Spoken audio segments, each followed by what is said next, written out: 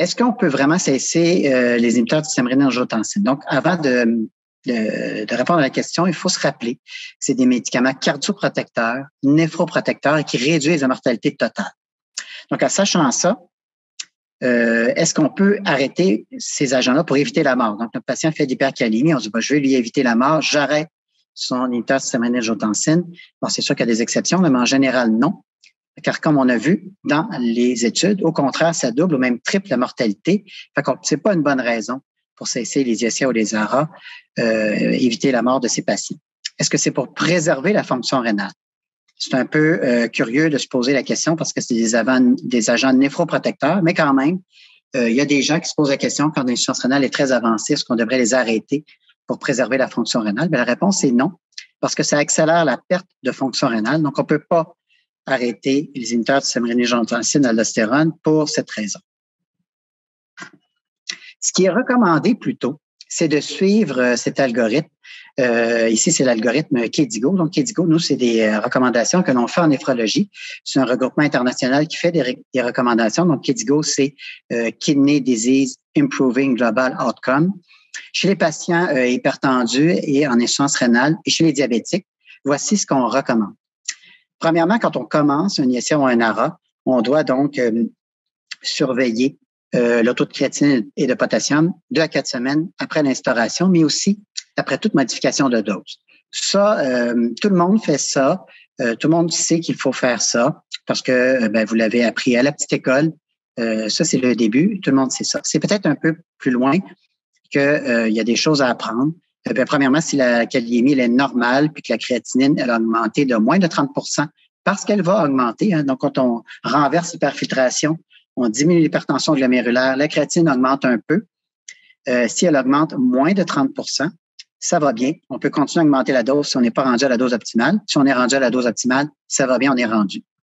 Sinon, si l'augmentation de la créatinine est de plus de 30 il y a un problème. Soit que le contrôle a été fait en pleine insuffisance rénale aiguë, là, peut-être que le patient faisait une gastroentérite, il faut donc corriger ça, corriger la déplétion volumique, réévaluer les médicaments concomitants. Peut-être qu'entre-temps, quelqu'un a augmenté le diurétique ou le patient s'est mis à prendre des anti-inflammatoires non stéroïdiens.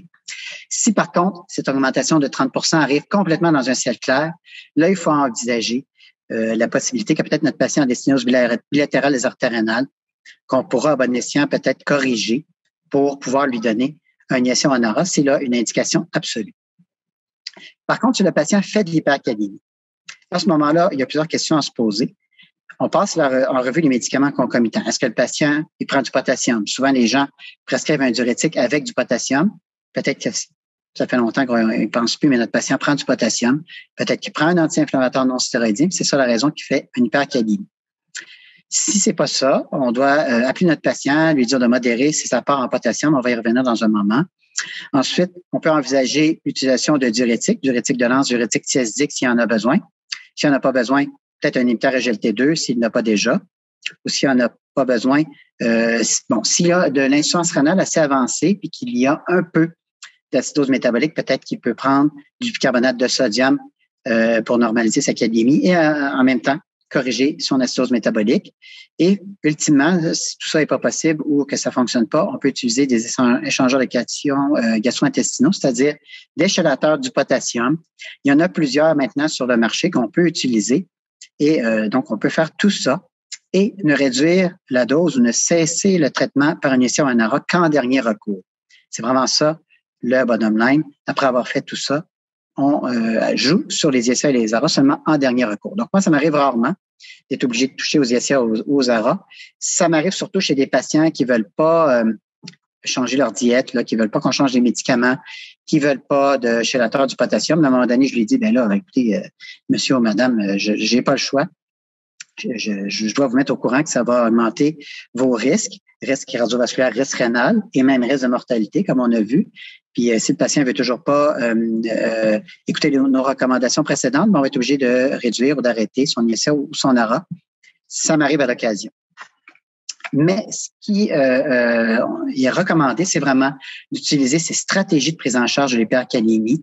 On vient de voir tout ça, mais juste pour renchérir, prescrire un régime pauvre en potassium, on va y revenir. Prendre en charge l'acidose métabolique s'il y en a. ces patients d'insuffisance rénale notamment. Recourir aux diurétiques au besoin, mais parfois ils n'en ont pas besoin. Penser aux inhibiteurs SGLT2. Interrompre la prise ou réduire la dose de médicaments non essentiels associés à l'hypercalémie, comme le potassium, les AINS et les liants du potassium. Il y en a plusieurs. Vous connaissez le caoxalate, le sulfonate de polystyrène sodique. Il existe aussi le polystyrène calcique. Et il y a des nouveaux. Si les patients n'aiment pas le caoxalate, on peut prescrire à ce moment-là du zirconium ou du patyromère, qui est beaucoup mieux toléré.